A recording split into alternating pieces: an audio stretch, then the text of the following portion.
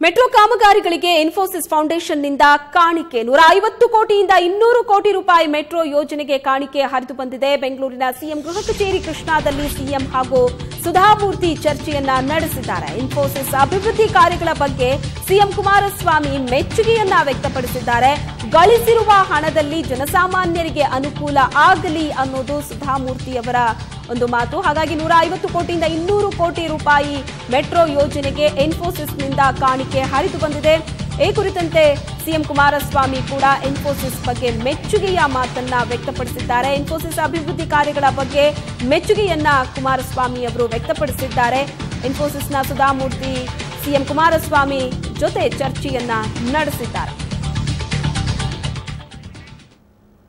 ನಮ್ಮ ಮಾತೃ ಸಮಾನರಾಗಿರ್ತಕ್ಕಂಥ ಸುಧಾಮೂರ್ತಿಯವರು ಅವರ ಒಂದು ಟ್ರಸ್ಟ್ ವತಿಯಿಂದ ಬೆಂಗಳೂರಿನ ಮೆಟ್ರೋ ಪ್ರಾಜೆಕ್ಟ್ನ ಕೆಲಸಗಳೇ ನಡೀತಾ ಇದೆ.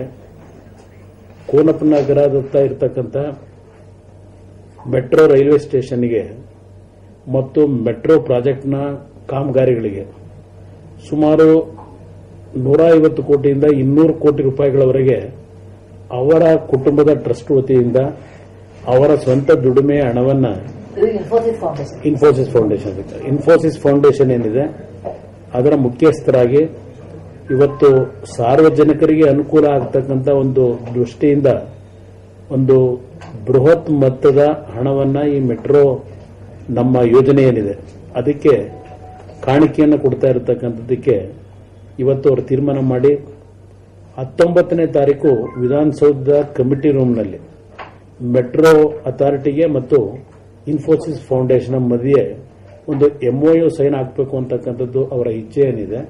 19ನೇ ತಾರೀಕಿನಂದು ಅಧಿಕೃತವಾಗಿ ಒಂದು MOU ಸೈನ್ ಆಗ್ತಕ್ಕಂಥದ್ದಕ್ಕೆ ಒಂದು ಸಮಯವನ್ನು ನಿಗದಿ ಮಾಡಲಿಕ್ಕೆ ಇವತ್ತು ಸುಧಾಮೂರ್ತಿ ಅವರು ಇಲ್ಲೇನು ಬಂದಿದ್ದಾರೆ.